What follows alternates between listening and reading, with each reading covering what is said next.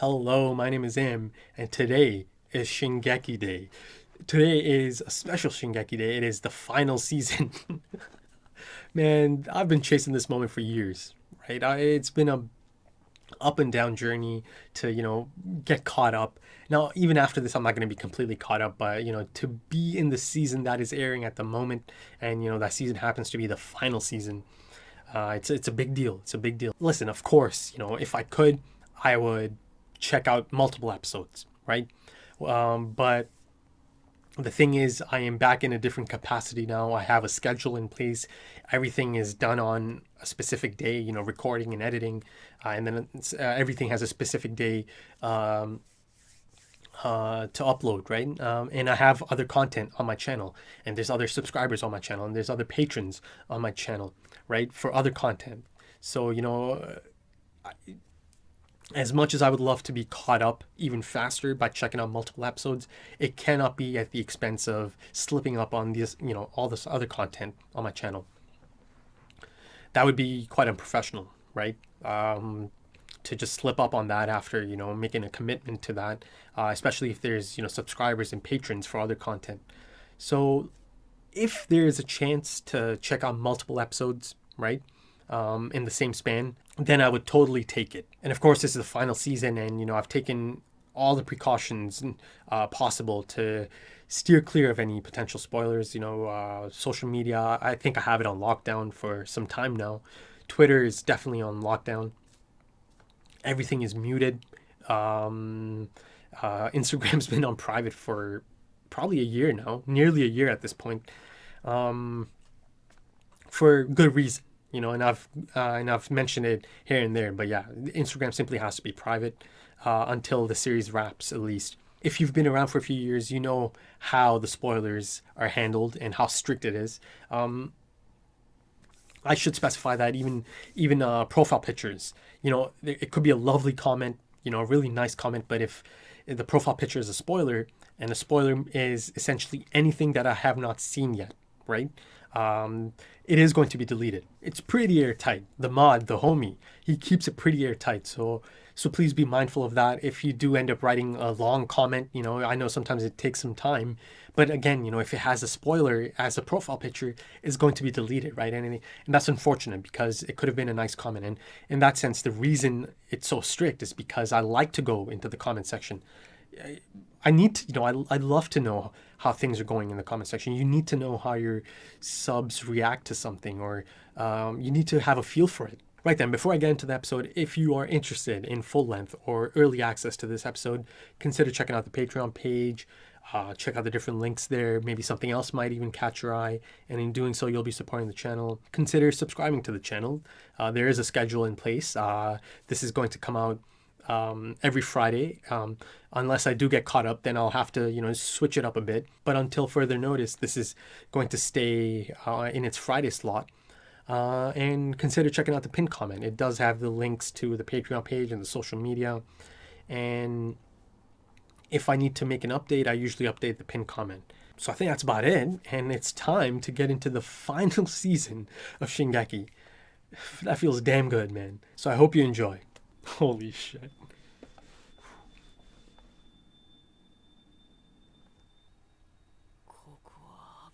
Armbands? Whoa.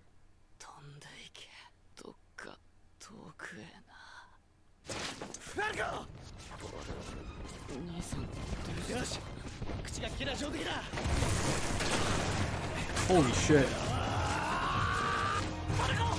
Falcon. Bit of in medias res. Look at that guy's face.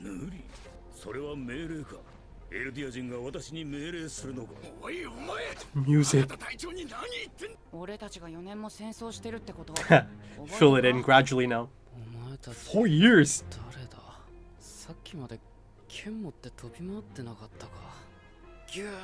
ODM gear?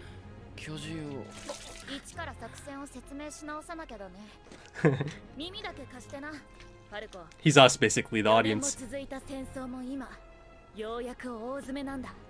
Jeez, 4 years, but 俺たち戦士候補生がおーこんな前線に駆り出されてるんだ。そりゃ見極めるためさ。パラディ島制圧作戦の主力となる鎧の巨人の継承者をね。Ryder! 私があんたたちと違うのは覚悟だよ。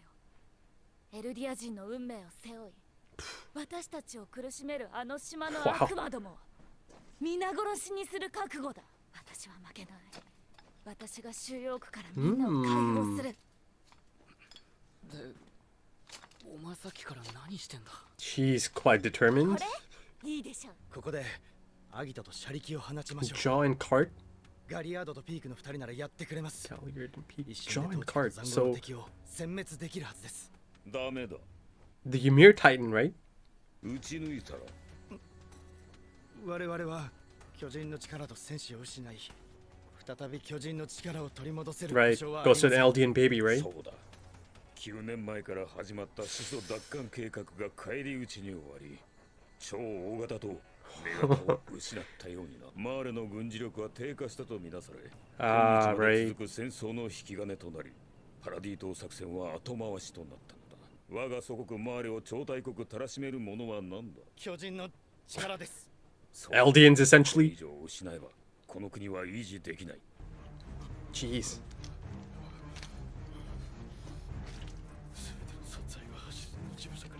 敵線路に突撃を仕掛け。 They're petrified, man. Look at them. 決死隊においては敵遠征後に Suicide Squad. 機関銃を無力化せよ。いいか、これは貴様ら薄汚い悪魔の末裔がその汚名を献上し、我が祖国マーレから栄誉を受ける絶好の機会である。コルト、お前も獣を受け継ぐ身ならいい加減に上に立つ者としての覚悟を持て。確かに私はファルコたちなんかと違って逸材ですし、今後私のような優秀な選手は二度と現れない。 She's certainly eager to. すごく可愛いし。ですが私に800人のエルディア兵以上の価値があるとなれば仕方ありませんが、隊長殿がもし私を愛するあまり800の兵を捧げるということでした。分かった。 This one's a firecracker, man. け、今だけ腕章を外すことをお許しください。いいだろう。 This guy's kind of open to collaborating, even though he's clearly in charge. 動かないぞ。 As foretold in that day, the era of dominance is soon coming to an end, right?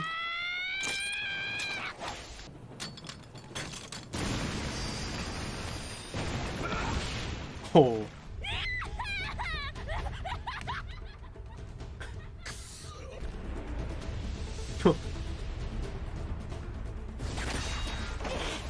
So this Falco guy is... Whoa!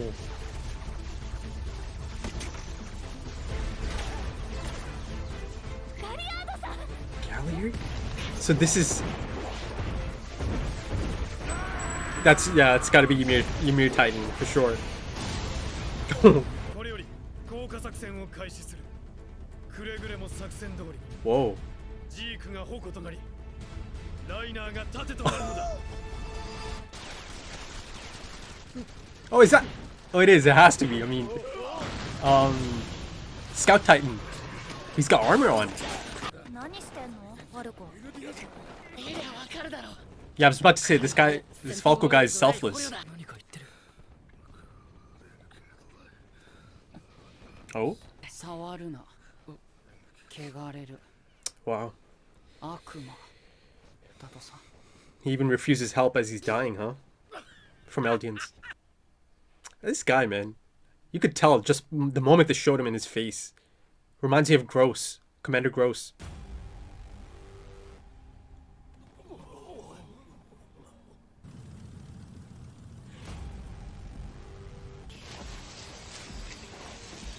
Oh, they're tied up.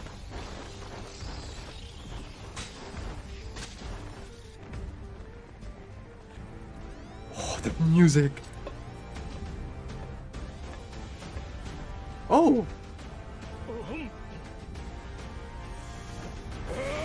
Oh my god.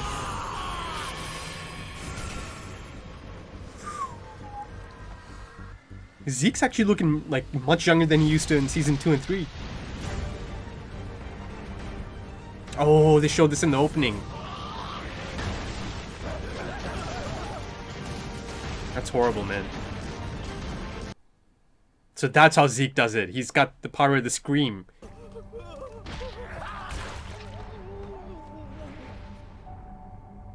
That's terrible, man. 悪魔だ。俺たちマーレの先祖もああやって食われたんだな。お前らエルディア人に。 Constant reminder, huh? 質量爆弾の威力は十分。 Reiner, my god. 半分は落下の衝撃で死んじまったが、しかしまた壁かよ。 Oh. 壁はもううんざりだ。 I hear you, man.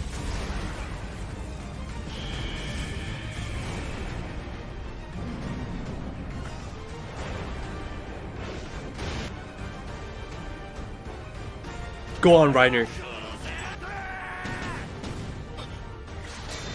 Oh. 対巨人砲鉄鋼弾。俺の鎧も貫くか。 Jeez. なんだ。何を食らった。 Digging the music, man. And I know, like I said, there's a new guy on, so already impressed. Hell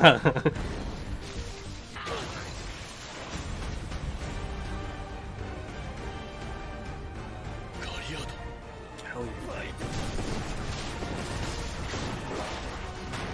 Compact Titan, right? He's so, this Titan's so like tiny.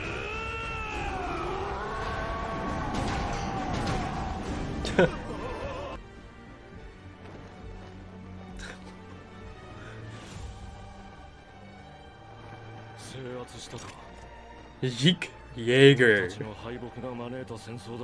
Oh.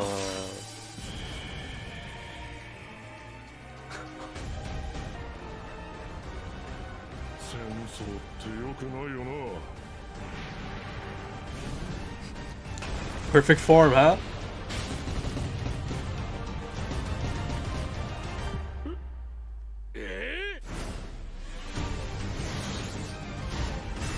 Oh.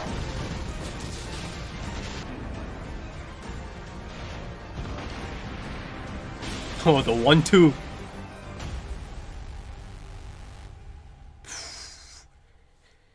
The music, man. I'm impressed already. 連合艦隊の壊滅を受け、 Armin? 中東連合はマーレとの講和条約を Peace treaty, okay.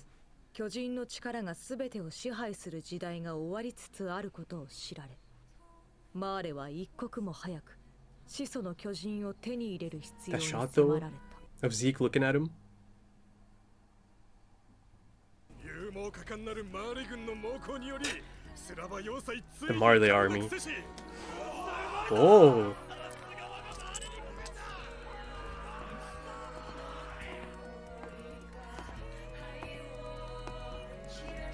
Jean boy.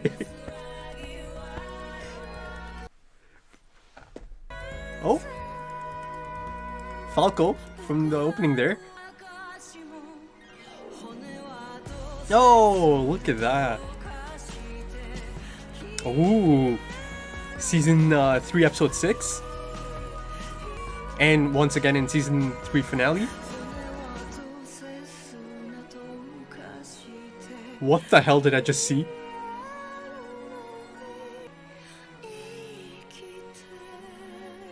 Wow, he's featured in this ending. Okay, so there it is. Episode 1 is in the books, and it feels damn good to say that, man. Honestly speaking, it just feels so good. Episode 1, man, of course, a lot of different tangents to go on. You know, that final scene and then the ending. Both those moments just added even more to it, right? I've got to say that ending, I quite liked it. I really did. It almost has a, like, even now, you know, I have this urge to just go back to it, right? And just listen to it. Like it's calling to me almost. it had this intoxicating feeling about it, didn't it? You know, essentially it's chorusing with melancholy, right? Yeah, I really did quite like that. So yeah, I'm gonna go check that out again. Now I noticed that there's no lyrics for the opening and the ending, so I do have another. I have another version. So I'm gonna go check and see if those have the lyrics. So you know, if they do, I'm gonna kind of do another reaction to it, or you know, let them play out the opening and the ending. I mean, that ending, I'll watch it every single time. You know, that's a given. It was it was so unique, right? I mean, in that sense, even the opening is quite unique. So that opening, that's quite a departure, isn't it, from the rest of the openings for this series? There's barely any mention of any of the characters from, or you know, the characters that have been around for years now, right? Just until the end, basically. They show Aaron Titan, and then they show, you know, they show a few more Titans behind him. On first glance, I felt that that was Armored Titan, and then there's another one in the back, and there's a big face in the bottom, right? Could that be the Colossal? Now, essentially, I feel like I might get the complete picture once I have the lyrics. Now, if you compare the ending to the opening, it's quite the contrast, right? See, the opening kind of felt like, almost kind of felt like a state produced propaganda hype machine type thing, right? You know, the marching and you know, the devastation and destruction. There's a lot of carnage being depicted in that opening. And again, you know, they showed those Titans falling down. At first, I thought those are children, but once you actually see it happen in the episode, it's just, yeah, it turned out those are meant to be Titans, pure Titans. But those are all Eldians, right? And that was just horrifying. That, just horrible. And you know, that's their take on aerial bombing, right, or bombardment. That's tough to watch, man. To see all those Eldians or just those people being used like that. You know, you see that throughout this episode, that these people, these Eldians, are less than human, right? They are not. There's no. They're tools, right? They're considered tools, and they'll be used as the Marley army sees fit. You know, they're using them to essentially soak up bullets, right? That one guy said, "Oh, you're supposed to be soaking up bullets for us." You'll see them used as bombs, right? Wow.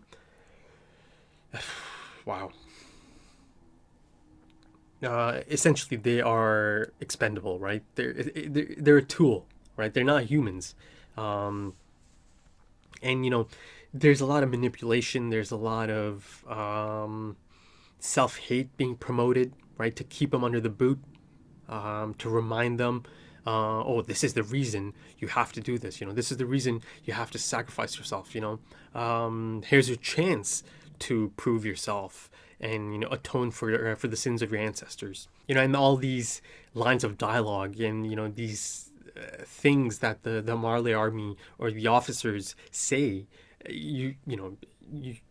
Reiner said the exact same thing to Annie. You know, this is your chance. You know, prove yourself. You know, show us that you're different than you know, these spawn of the devil or this evil race. So you can see how at a young age, Reiner and Bertolt and Annie, but more so Reiner, could have been absolutely just you know, brainwashed, and he certainly was. And now you see that in the next generation, right? I'll get into it. The new characters in this, the new candidates. Yeah, you know, one person in specific is all in. She's all in about that mentality, Gabby. But yeah, going back to the Eldians or the Eldian soldiers being used as tools, it's just absolutely fucked up, man. some of the imagery in this is quite haunting, and it's quite, difficult to watch. But again, that's the reality, right? That's a harsh reality. Damn. Yeah, it really is reprehensible, right? I mean, yes, their ancestors, they might have, they might have done some not so great things, right? They might have done some reprehensible things themselves, but those are, ancestors. Yet they are a constant reminder that, the Marley officers use that as a constant reminder, right? To this batch of Eldians. At the end of the day, I still don't have the definitive history, right, or the definitive truth on any, either side, because the Marley take on the Eldian history, yes, it could have, given that they are able to turn into these monsters, right? They, the world's essentially calling them monsters. Yes, it's entirely possible that they use those abilities for evil stuff, or evil deeds. Yeah, it is possible, but still, it's the Marlene nation telling that story of the Eldian Empire, right? So I can't take it as a definitive truth, but yes, there are signs pointing at, potentially a good chunk of that actually being true, right? And then you have the, the Eldian take on the Eldian Empire, right? Those tapestry type paintings and illustrations that Grisha is trying to decipher. And again, he admitted that he's not able to actually decipher most of it, but he does have blind faith in the founder Ymir. More on that later. But yeah, right? You can't just take one side at this moment in time, but you can look at the situation at the moment for the Eldians, who are suffering for things, their long gone ancestors might have done, right? Now they have to pay the price for it, constantly reminded of it. The crazy thing about this is that, on one end you have just these Suicide Squad Eldians, right? And the first, the first charge, the 800, these are just expendable tools, right? But then you have another side to this, right? This side, on this side you have Eldians that are actually quite important, right? The warrior crew. They are actually the strength of the Marleyan army, right? Or military. Now this new character, Commander Magath, I believe. Before I go further, there's like a plethora of new characters, but I feel like the names, they made the names, or Isayama, I suppose, made the names easy to remember, I'd say, because I can kind of list most of them off. Let's do it, I guess.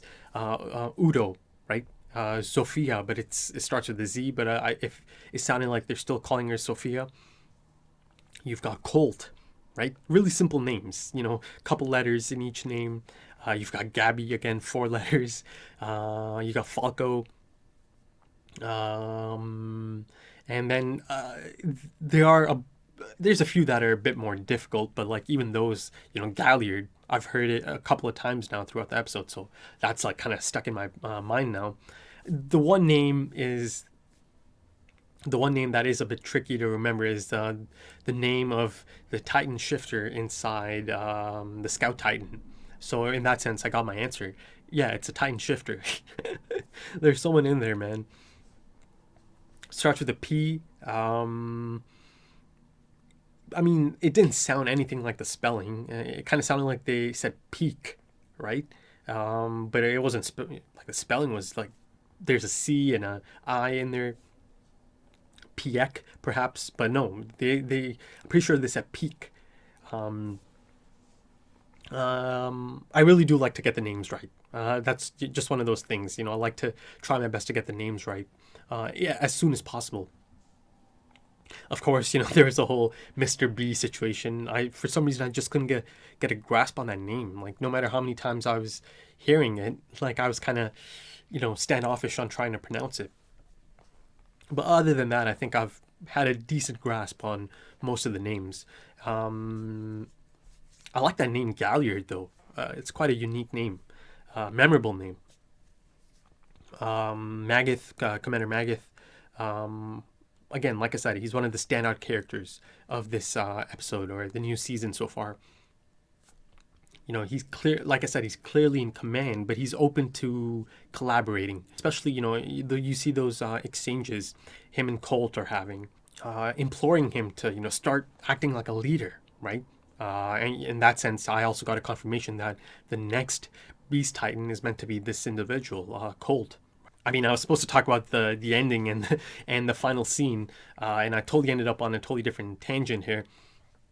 So let's circle back. This is bound to happen. There's just so much to talk about. But let's circle back to the ending. Let's go to the ending scene first. That is just perfect, right? After having an episode full of new faces and, new surroundings and new settings. I say that, but they show me Reiner, right? There is a connection to the past. These past 3 seasons and the story so far. Reiner, he's a constant. But then there's another, right? Right at the end, I actually got quite emotional to see this individual, Jean Boy. And the reason I got emotional is that you can see he physically looks older, right? Looks like he's kind of filled out, right? Essentially, he's a man. Just like Reiner, they are both men now. So, that aspect does make me a bit emotional to see them grown up now. And of course, the essential and the crucial part of, this first episode is that there's a 4-year time skip. That's insane. 4 years is a long time. A lot of things can happen in 4 years. A lot of things have probably happened in 4 years, as shown at the end there. And, the moment I saw that jaw, right, and the hat, I knew it's Jean. I just knew, especially if you're going to focus on someone, the moment they start focusing on this person, immediately I start thinking of, okay, this must be someone I know. And the moment that thought comes in, it's like, okay, that's Jean. Like, no one else looks like that.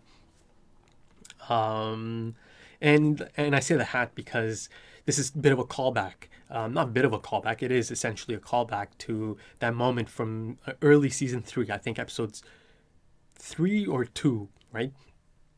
It's the ending of an episode, or the episode's about to end. You see Jean kind of, taking in the crowd or the talk of the town, right? As he's undercover, right? He's got that poncho on, and then he's got the hat. And he does the same thing there, kind of fixes the hat, tips the hat, and walks off. At that point, he also had Armin and Mikasa there, right? But in this one, he's by himself. But yeah, I love that callback. And yeah, in that sense, that tradition is alive, right into the final season of sleeper agents, right? Infiltrating. You guys are probably sick of me saying that at this point, but, I really do love that concept. And it's been around since season 1, right? In season 1, you had the original sleeper agents, Reiner, Bertolt, Annie. Then later, they show us that Grisha himself is also from another place altogether, so you can even call him a sleeper agent. Then, of course, there's Aaron Kruger in part 2. And now, once again, you see Jean Boy himself is kind of part of this community, right? He blended right in. He's looking suave, right? So yeah, and in that sense, now you have to ask the question, how long has he been there, right? And if he's there, you kind of, I guess you can assume that everyone else is there, right? Because they're a unit, right? The Levi squad, they are a unit. So, my first thought is that, yeah, they all might be there at this point, but, they all of them kind of integrated into this community or this town, well, not town, it's a city, right? And now they're just kind of hiding in plain sight, right? So in that sense, does it mean, throughout these episodes, I might get to see a quick glimpse, or, if I look out, perhaps in the background, or, just a quick frame or something, I might see like Sasha in the background somewhere, or, Connie, Mikasa, Armin, who knows? Have to be on the lookout. So yeah, it's exciting. And the other reason I say this is because if they made it here, now of course, I know for sure that at least one of them made it all the way here. You're not going to be able to go back and forth. You're not going to be able to send messages. Like, who's going to take a message to Parody, right? It's just not going to happen. So yeah, my first thought is that they probably are here, all of them, but they're kind of spread apart. Probably just, I just love that concept so much, man. And then in that sense, you kind of have to ask, have they kind of made connections, strategic connections yet? How far, are they talking to other Eldians? But again, that's a risky proposition because, one of the things some of the final episodes established, or that day specifically established, is that, a lot of these Eldians are, they don't want to get in trouble. They don't want to be attached to anyone that's kind of causing an uproar, or, kind of rocking the boat. So they'll out you, right? And, this time skip of 4 years certainly sets up for an eventual flashback, right? Because there's certainly a need and desire for it at this moment in time. I'm dying to know how things played out in those 4 years. Like I said, a lot can happen in 4 years. So, let's see how this is tackled. If they do gradually start filling in that time skip and how it all got to this point, right? And then the crazy thing is, I haven't even mentioned Eren yet. How's he doing, right? It's been 4 years. Last I saw him, he was in an interesting headspace. He was quite detached, right, from his surroundings. He's depressed.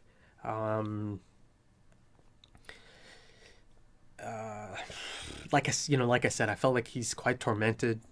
He's under so much pressure, even more so than before. So yeah, man, 4 years can do a lot. So who knows how he's kind of, gone on from that point. How those last 4 years must have been for him, right?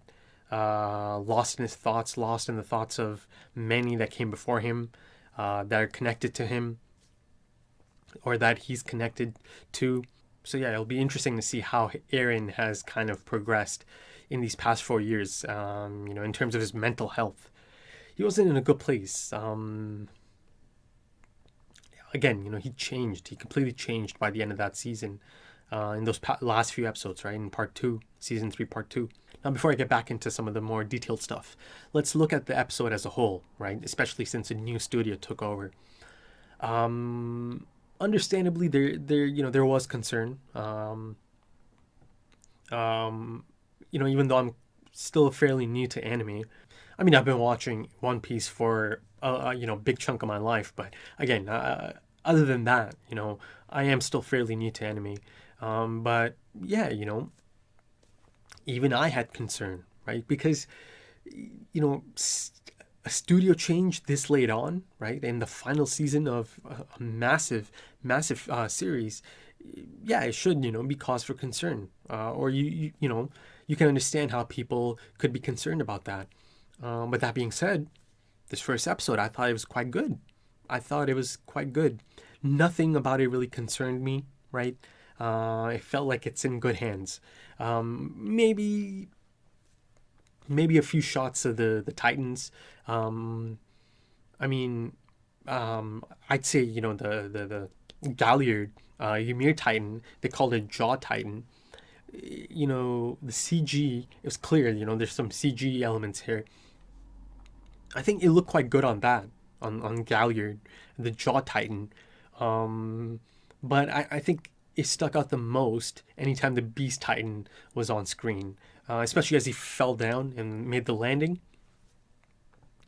Something about that felt kind of detached to me. But at the end of the day, it's not that big of a deal. It's just not. It's just something I noticed and I'm putting out there. I mean, it's noticeable. Don't get me wrong, it is noticeable. And if you ask me, do I prefer the old, Titans from the studio before this? Yes, of course. I'm sure anyone is going to say they preferred it the way it was before. But this is, sometimes things change, right? And it's not that big of a deal, to be honest. But again, I'm fairly new to anime, so I know some of you might have a different take on that. And at moments it looked really nice. I think it was at its best anytime the Jaw Titan is kind of swinging around and doing its thing, man. This new Titan shifter, holder of this Jaw Titan, I guess I finally have a name. He's quite effective in there. He's quite effective. He makes it look good, right? And then I got an official name for the Scout Titan. They call it the Cart Titan. Now I suppose that makes sense because it carries things, and in this episode they had like turrets, right? Armored turrets attached to the back, and even had a helmet. In that sense, even Jaw Titan. Now I'm not sure if that is some kind of helmet or face mask, or that is just that's the form. It's clear that sometimes these Titans do take the user's form or take elements from the user, the Titan shifter. A lot of times it could be the hair. Like you could tell the Armor Titan is Reiner, right? But Ymir's Jaw Titan didn't look anything like that, right? I'd say it was the most janky around the time the Beast Titan drops down, right, and makes that landing. And that first toss of the missiles. But the second toss, I felt like that was much nicer. Perhaps because he was coming out of the smoke. The Reiner and Beast Titan 1-2, the spear and shield 1-2 combo. Reiner took quite a beating though, huh? He was beaten to a pulp by the end of it. In that sense, this really did feel like the end of an era, or the beginning of the end of an era for sure. This is the most if you go back to episode 1 of the series, I remember saying you need a Titan that is sympathetic towards the humans, right, inside the walls, to be able to fight these other Titans. But then you skip to this part, right? You see that the Beast Titan and Armored Titan didn't quite have that same fear factor. I mean, Beast Titan still did, but if Reiner didn't jump in front of him, if he didn't jump in front of Zeke at that moment and take all that, I think Beast Titan would have been messed up, right? But seeing Armored Titan get disposed or dispatched so easily because of this, gear or military tech that's made specifically for Titans, right? Those are quite effective, devastatingly effective, as shown. Reiner, by the end of it, he was just an absolute mess, right? So he's gonna need some recovery time after that. And I pointed out that one shot of the Armored Titan just absolutely battered and on the floor, right? And then you see Beast Titan and Zeke looking back at him, and just something about that shot really, it was quite effective. As if Zeke is also realizing, oh, look at this now. This is the point. This is things are changing now. The fear factor seems to be gone now. People, these other nations are able to counter the might of the Titans at this point, or even surpass it at this point. So yeah, beginning of the end, and this Titan era might be on its way out from the looks of it. And that's the reason Marley is so desperate to get the Founding Titan, and they haven't given up on it. They put that mission on hold, the Parody mission, to take care of this situation, Fort Slava, and again, as Reiner and Zeke both mentioned, or not Zeke, Commander Magath, right, and Zeke, both of them mentioned that this kind of came on because of the failures. From the first Parody mission to retrieve the coordinate, and these enemies are starting to notice that the stranglehold is starting to slip, right? And they are starting to make some plays against them. And this conflict, it was going on for 4 years, and this was the climax of it, right? But yeah, 4 years, right? So enemies are starting to take their chances. They're seeing them slip. So they're probably even more desperate to somehow get a hold of that founding titan now. It's not going to be easy. And of course they mention fossil fuels on Parody Island, so they want to get their hands on that as well. But speaking of putting the Parody mission on hold, now that this other conflict, the 4-year conflict, has been taken care of, now it takes us back to the Parody mission, right? Now, see, the thing is, it doesn't appear that Zeke and Reiner are really part of that plan or that mission, because they already confirmed that Colt is going to take over as the Beast Titan, right? And then they have these candidates that are meant to take over for the Armored Titan. But of course, the 4-year time skip means that all of the Titan shifters are 4 years closer to their 13, the Curse of Ymir.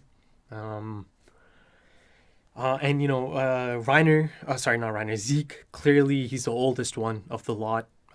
Combining all of them, even Eren and Armin. So he's clearly the closest to the chopping block, and that makes sense, given that they've already decided who's going to take over for him. He, in the finale or the second last episode, Armin had 13, right? So he's got about 9 left now, and then Eren said he had around 8, so he's got 4 left.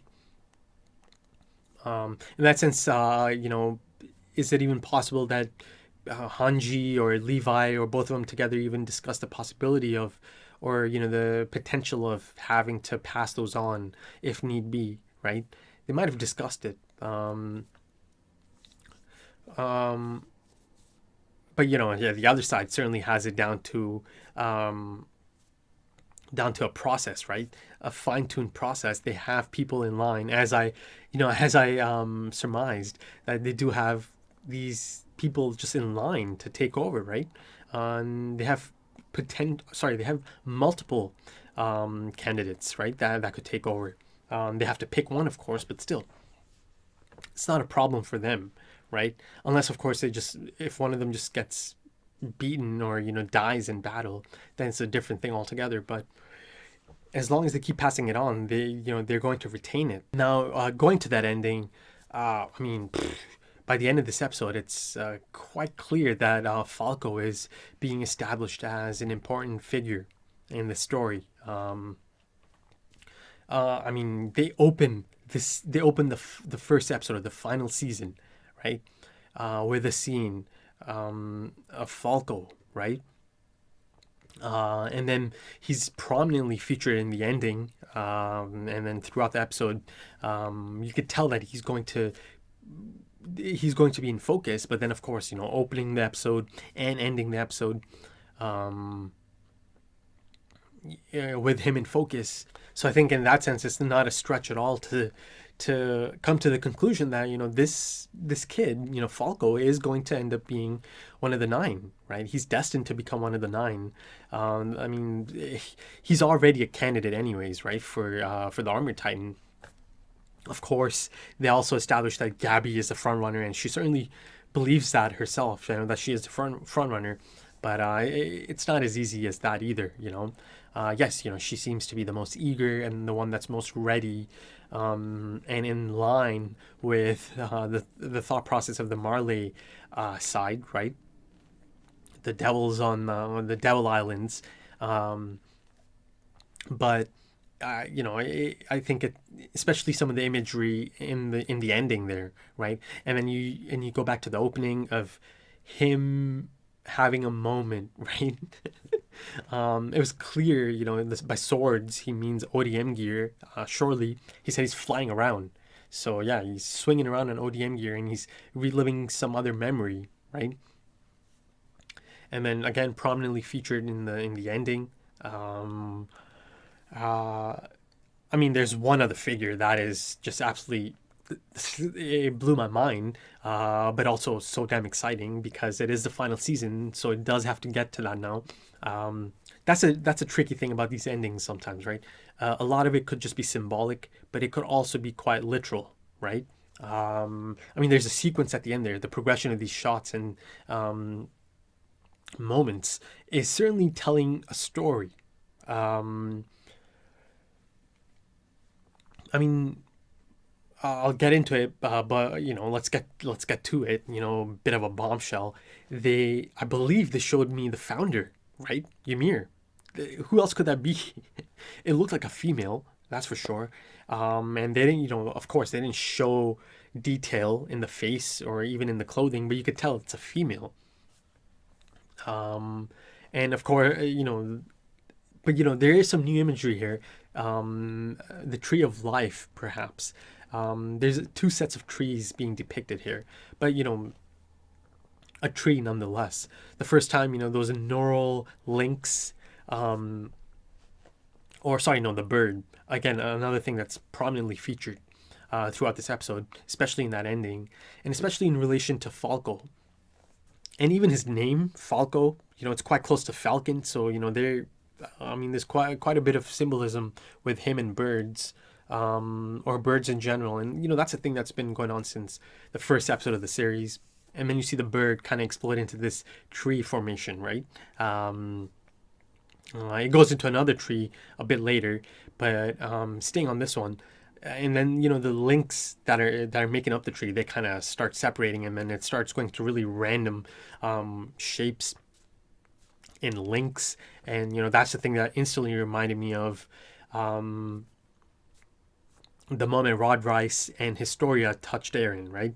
And then most recently, as Historia made contact with Eren, right, and he starts experiencing that memory again from the underground chapel.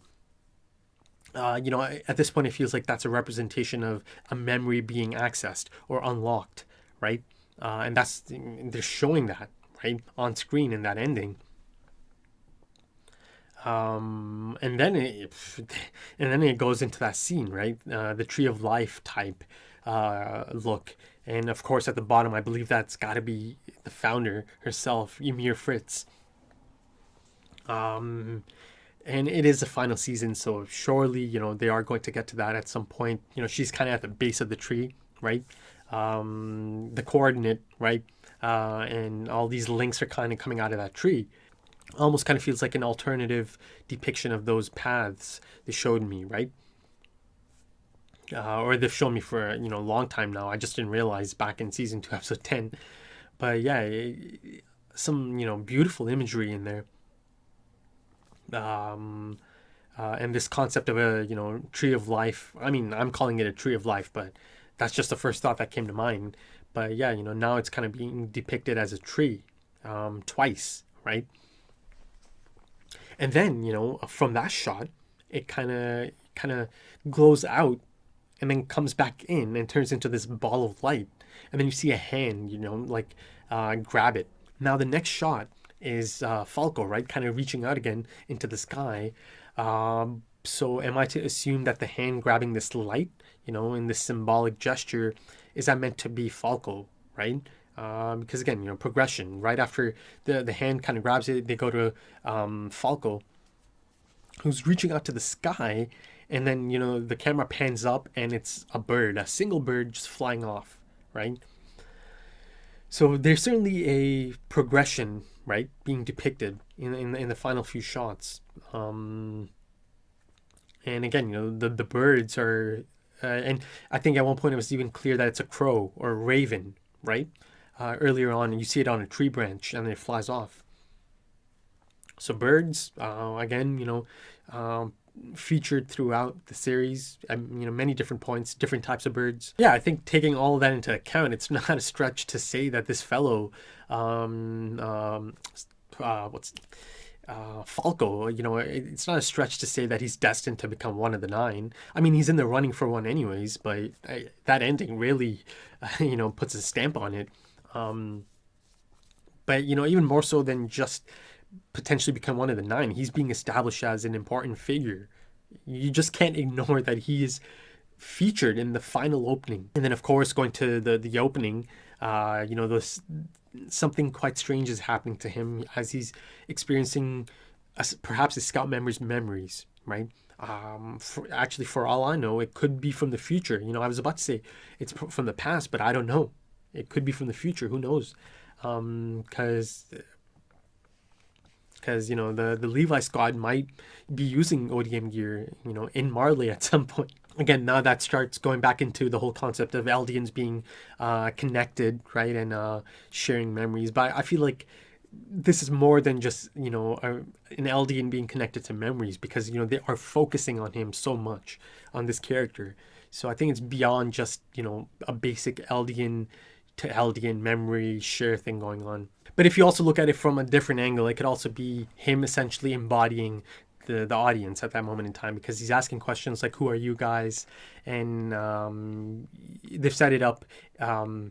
They've set up a situation, you know, where the others need to exposit some of this information to Falco, right? And in extension to that, to us, the audience.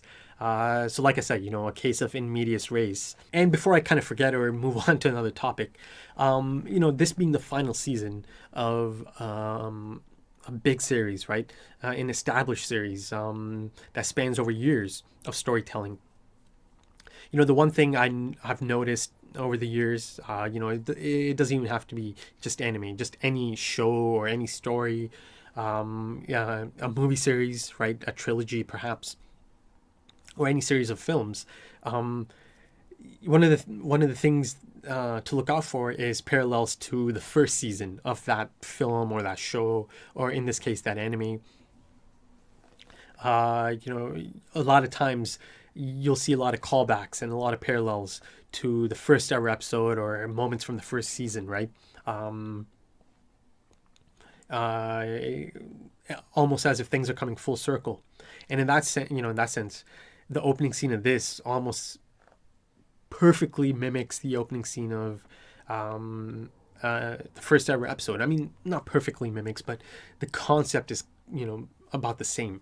The first episode of the series, I believe, also starts off by showing us some birds, you know, as they fly to one side, and then you see the hand, right? And then, of course, the colossal titan pops up. This one also begins with a bird, just a single bird, roaming up in the sky, and then, oh, of course, I mean, there's a shot of the eye, right? I remember there's a distinct shot of Aaron's eye, looking up.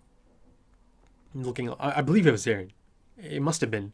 I remember the dark hair. Can't remember the eye color, but I remember it being dark hair. So I think it would make sense for that to be Aaron, right? In the first ever episode, you know, the close-up shot of the eye. There's a similar shot here. You know, it's a close-up of Falco's eye, and you can see the bird kind of lingering, right, going in circles, but you can see the reflection in his eye. And then, you know, the other shot that I really came to mind is, you know, him reaching up in the sky. Immediately reminded me of that shot of Ymir in the season 2 finale, right? As she said, oh, it was great, or it's fantastic to be a goddess for a bit, right? And she kind of reaches out to the moon. So I thought that was a cool callback as well. You know, really similar shot. Reaching out to the skies. Now, before I move on to another topic, the ending and the opening, you know, I'm certainly going to look into it and see if the other version has lyrics, English lyrics. So yeah, you know, I'm definitely going to check that out. And you know, lyrics can totally change it, or you know, it could totally turn it into a different thing, or add even more context to it, right? So yeah. I'll definitely return to those two in more detail, but I feel like the ending had some really specific things that are kind of unmissable, and I do feel like parts of it, you know, is telling a story, or there is a progression of things going on, especially right at the end there. But again, you know, you have to be careful. Some of these things are just symbolic. Some of these are literal. You know, in that sense, if you start comparing it to the other endings, you know, season 2's ending is essentially telling a history, right? So that is like literal. It's not symbolic. It was telling a history throughout these tapestry type paintings, right? Also, that reminds me, I should revisit that at some point. I should check that out. I'll look into that. Maybe I'll do something separate just for that. Oh, before I forget, I simply have to mention this. One of the standouts of this episode, it was the music. I mean, one of the clear standouts. And you guys know me, I absolutely love the music in this series. Sawano has been crucial to this series. I feel like he is part of the fabric of the series, If you don't have Sawano, there is no Shingeki, right? He's that important to this series. His music has been that important to the series. So, he's like God tier in that sense, the other parallel I make, or I've been making since the beginning, is that, he's as important to this as Ramen Javadi was to Game of Thrones, right? It just would not be the same if you don't have Ramen Javadi on Game of Thrones, if you don't have Sawano on Attack on Titan, on Shingeki. And it was specified to me that a lot of the new stuff in this episode is done by this new individual, new collaborator, Yamamoto. So yeah, I'm quite impressed. As you saw in my reaction, the music really impressed me. So good signs for sure. And of course, there's a mix of new and old. There's some iconic moments, some of the iconic Sawano score also kind of kicked in, established tracks. But yeah, I'm a big fan of the new music already. And even beyond Yamamoto, this ending song, right? The ending song is just phenomenal. It's just beautiful. It's like haunting, right? There's so many feelings attached to it. Again, coursing with melancholy, right? So yeah, on that front, I'm quite impressed. I'm quite happy. And like I said, I'll go into more detail for the opening once I do get to check out the lyrics. But, again, like I said, a lot of, destruction, devastation, nuclear explosions being depicted, harsh and apocalyptic almost. But, there's a few frames that kind of flashed in there that actually looked like a city maybe being blown away near the end of it, I think. And then one of the first shots I noticed, because it was so different from the other shots, you could clearly see some sort of Titan transformation. You could see the spine, right, kind of like doing that thing it does, it kind of growing. Kind of look similar to the Colossal transforming. This is the final season of a major series, of a beloved series, right? An amazing story that's been running for a few years now, right? It's been established for years. Not a few years, a long time, right? But one of the riskiest things, and one of the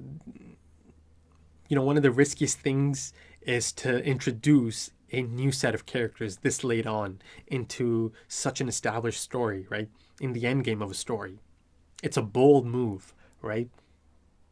It's a risky proposition for sure. That cannot be denied. Because at this point, the characters that the audience knows have been established over the span of years, right? Through the actual storytelling and through hype and, the ups and downs, the sad moments, the happy moments, the epic moments, the depressing moments, all of it, right?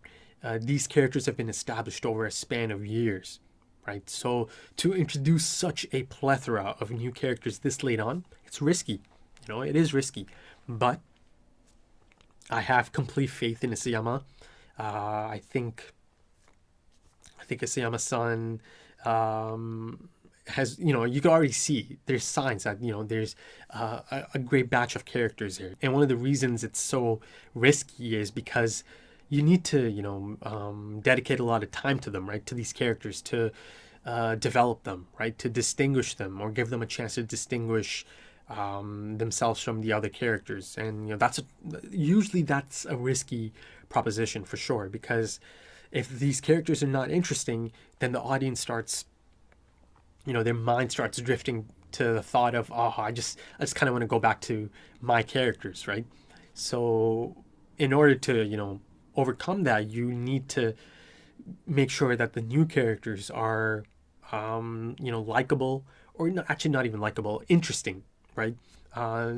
In their own right, right? Are they going to be as interesting as the old characters? Yeah, it's totally possible. Even in a limited amount of time, they can be, right? That's the bold move, right? That's the task at hand. And then again, the risky side of this is also that you need to dedicate time to this. So a lot of episodes need to be dedicated to them, right? Because there's a lot of characters. But you know, I could say with confidence that after this first episode, there's good signs for sure. You know, there's a good balance of character types in there. You know, different types of people or personalities kind of meshing together. You know, the chemistry is there. I mean, I've been asking for something like this for a long time, right? A focus on this side, you know, Reiner's past and then Zeke. Now, you know, it turns out I'm actually getting even more new major characters. You know, certainly Gabby and Falco, that's for sure. And then you've got Udo and Sophia, perhaps not established at the same level of significance, right? But yeah, that's a handful of new characters that need time for sure. But, you know, all the signs are there. I'm happy. But, you know, just one episode in, you can already tell that they're being established as likable characters. That's for sure. And then, you know, showing us Jean in the end is, you know, it's a timely reminder that, okay, these sets of characters are going to clash at some point, right? And it's not just a friendly clash, right? It's clear that, you know, there's going to be death in this final season. It's the final season, right? And the war is such a major aspect of this series or the story at this point in time that, yeah, you know, it's already being set up for some sad moments because how do you get people to be on edge and be conflicted? Have people that they care for on each side or on both sides, right? Now, I can only speak for myself, but I've been in that position since the beginning. I've always cared for Reiner, Bertolt, and Annie. I've always stated that I need to know their backstories. You know, I need to know how they got to this point.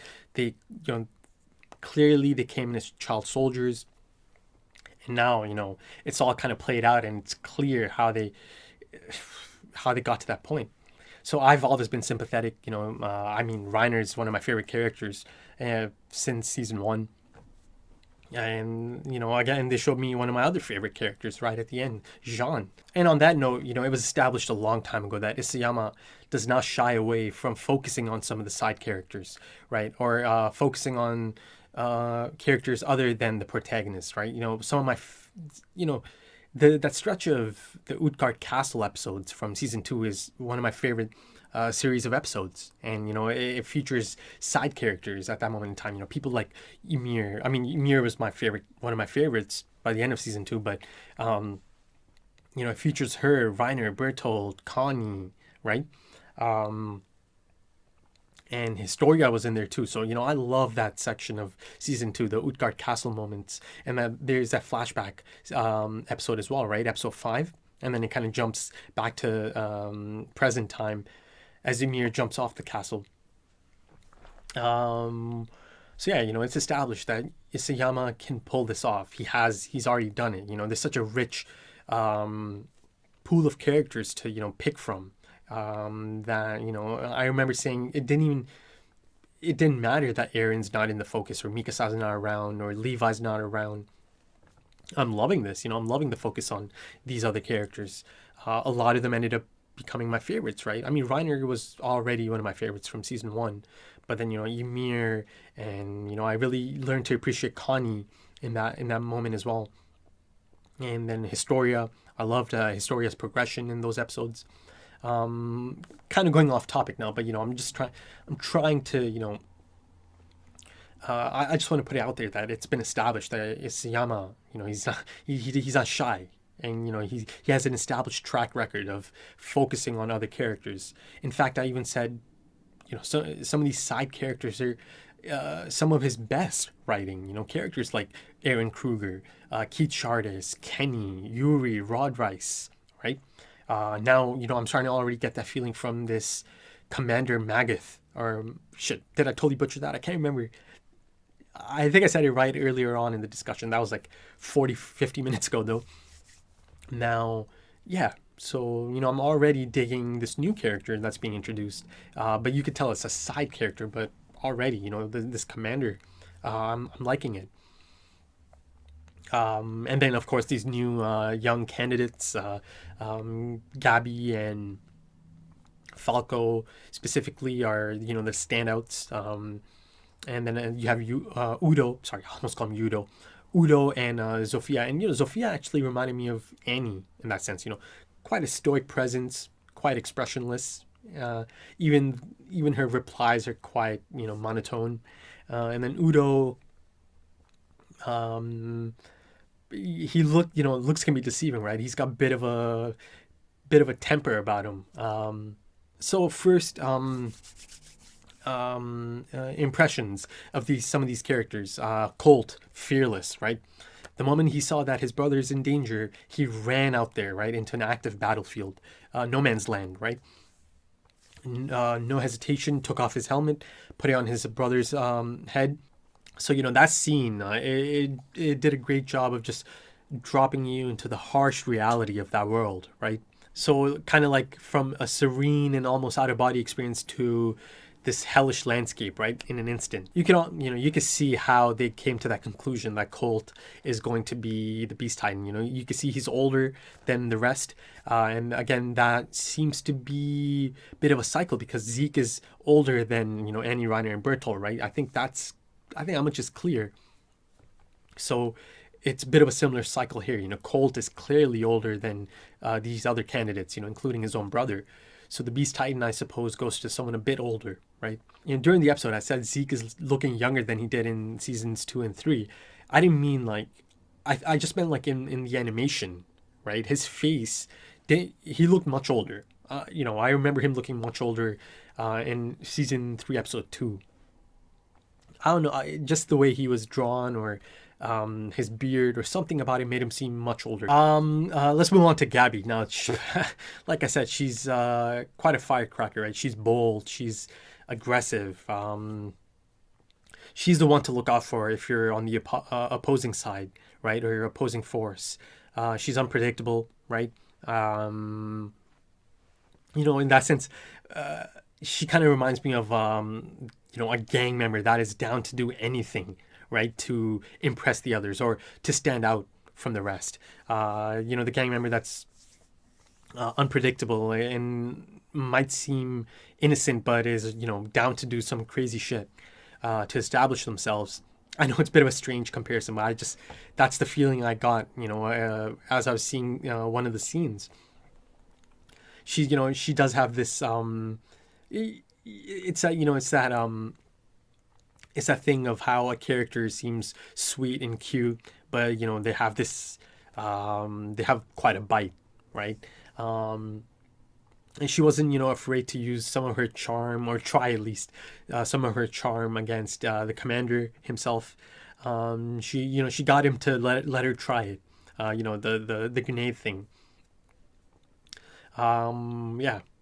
And, she's the one that's the most outspoken about the, the island devils and the things she wants to do to them. And, prove to everyone that, good Eldians do exist. As soon as she takes out the devils on that island, right? The parody Eldians. So, her thought process is quite locked in, right? It's quite definitive. I mean, she's young, but I feel like she is like all in. I think I don't think anyone can really change her mind on this thought process she has. She does seem stubborn as well, that's for sure. She's quite competitive, right? She's quite confident about being the front runner for the new Armored Titan, right? And in that sense, there's a bit of a rivalry going on, her and Falco, but also felt like beyond that, there's a few scenes that made it. I think that made it that gave me the notion that Falco might have feelings for her as well, right? There's a few shots of just like his face after Gabby talks about doing something dangerous, and then of course there's that selfless moment of him just running out as Gabby is trying to sprint back to the trench, right, after taking out the train. Again, just like his older brother, no hesitation. His brother jumped out there for someone he cares for, and now it looked like Falco jumped out there for someone he cares for, clearly. But so it's just on one side. It's clear that it's just a one-sided thing, right? Now moving on to Falco. Actually, before I move on to it, let's quickly get to the armbands. I'll forget if I don't get to it. Now I saw 3 different colors. Now they actually made it quite easy to figure out who's got, it was visually right there. So, the 2 red armbands, Zeke and Reiner, clearly the one, these are given to the ones that have one of the 9 Titans, right? Active members of the warrior crew, perhaps. Then I saw yellow bands, and these yellow bands, the candidates had the yellow bands, Udo, Sophia, Falco and Gabby, and then the gray ones are given to, unfortunately, like the Suicide Squad and like the 800 strong Eldians up front, right, used to soak up some of these bullets, according to that one guy. So yeah, everyone else is gray, red, yellow, and gray. But yeah, going on to Falco, it was so clear to see that this is someone so selfless, right? Someone who cares for others more so than he cares for himself.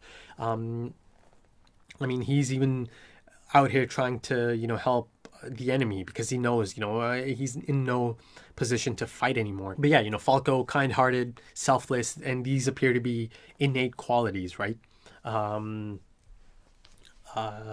So yeah, he, in that sense, he also reminds me of Armin. So you could draw parallels to a few of these younger candidates to some of the established characters. That's for sure. He certainly reminds me of Armin, and I did say earlier on, you're gonna have characters on both sides, but that doesn't mean that at some point there couldn't be some convincing or some moves or some plays happening, right? He appears like someone that you could see he doesn't have the same outlook on this whole like Eldian spawn of the devil, or the island Eldians are to blame for all of this. It looked like he almost didn't even care about any of that, right? So, and also given the fact that he's so prominently featured, throughout the episode, in the opening scene, throughout the episode, and then, heavily featured in the ending. That's it doesn't get any more clear than that. That this new character is going to play a part. Now I need to jump to Reiner and Zeke. Now these are the 2 characters that the audience does have a connection to, that I have a connection to from past episodes, right? Other than that, it was mostly an introduction to a new setting, a new set of characters. Except, again, right at the end, the boy, the homie Jean boy, showed up looking suave as hell, man. He had those shoulders. He filled out, man. It's almost kind of like a proud moment to see Reiner also, that was the next thing I was going to mention. Reiner also looked quite mature.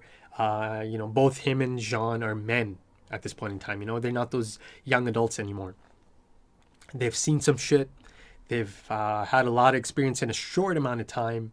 And yeah, and you can see in Reiner's face that he's kind of fed up. You really feel for Reiner, as he said, I'm sick and tired of these walls.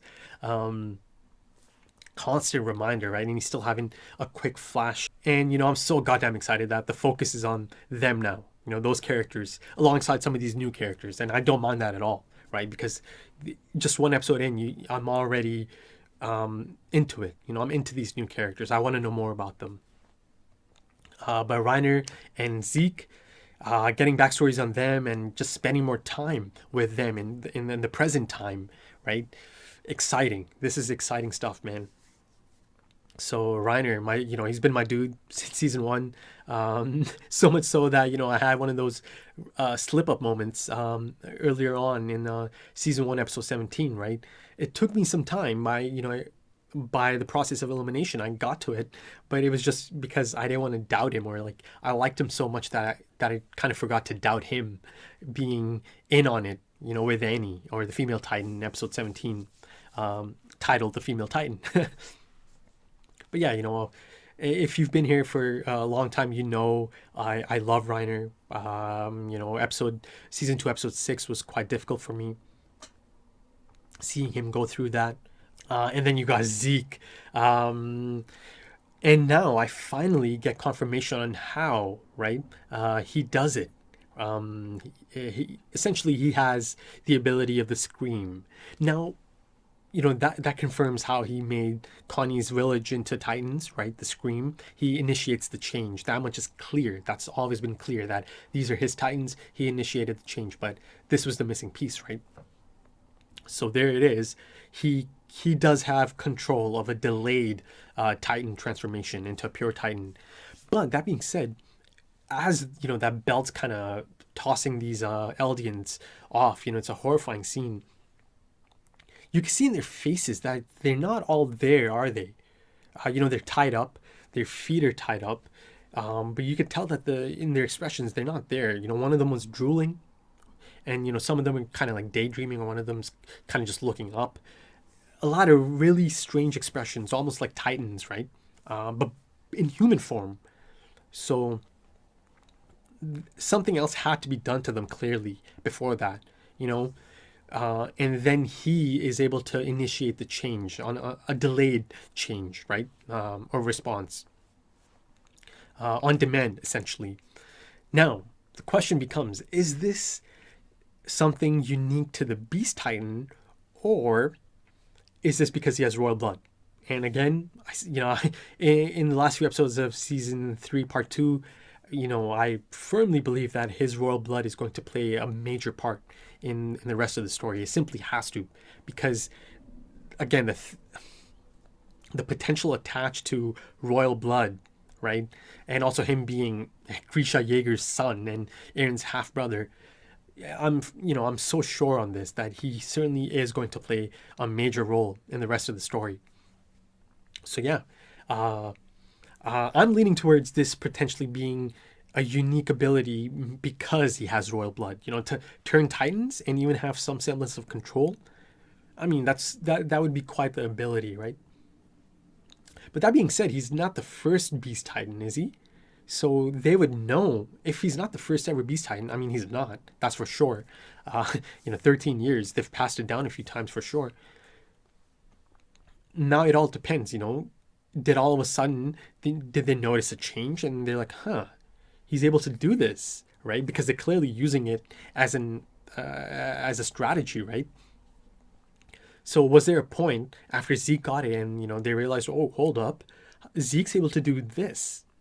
Again, it depends. I don't have background on some of these past Beast Titans, but, the question I raised is, do they know he is royal blood, right? That was the big question. One of my major theories at this point in time hinges on that aspect a bit, right? Now, if he told them, or if he's, given them that information that he does possess royal blood, or not possess, that he is of royal blood, right? So let's see how that plays out. Now, I think that might be it. I'm sure I might have forgotten something, but I think this is a good point to end it off.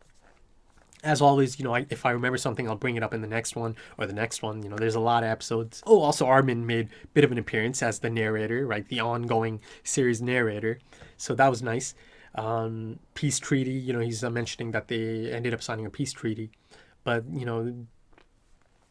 just because they did that doesn't mean that other enemies are not, kind of trying to cook up their own, plays against the Marley Nation at this point in time. It's clear others are also going to know about this, that the era of dominance is coming to an end.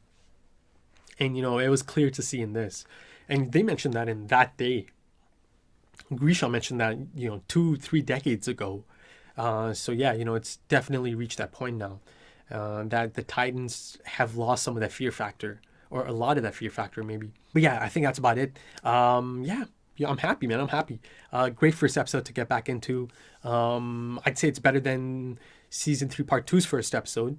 But again, in that sense, you know, I saw the trailer for that, so most of the trailer was in that episode, so nothing was really a shocker other than a few new things, right? Story elements. So yeah, you know, I'm quite happy. I didn't see the trailer for this, and there was no chance of that happening because, you know, the trusty mod, the homie, he said no, do not attempt, you know, do not even think of checking this out. And yeah, I trust him on that. So right then, if you enjoyed that, consider dropping a like, consider leaving your comments, giving your thoughts, consider subscribing to the channel. There is a schedule in place now, so, you know, keep that in mind. Maybe that aspect could get you to subscribe. If you're interested in early access to the next episode right now, or even full length for this episode, consider checking out the Patreon page and, you know, check out the different listings. Maybe something might catch your eye. Consider checking out the pinned comment. It has links to the social media, it has links to the Patreon page, and if I need to make an update, I usually update the pinned comment. So do check that out from time to time. Right then, that's about it. Like I said, it feels damn good to be in the final season proper, man. Yes, I'm a few episodes behind, but I'm in there, man. I've started it now. So it feels good, man. It feels really good. I've been chasing this moment for a long time, and yeah. You know, so I hope you enjoyed that. Thanks for checking that out, and I hope to see you soon for the next episode. So till then, take it easy.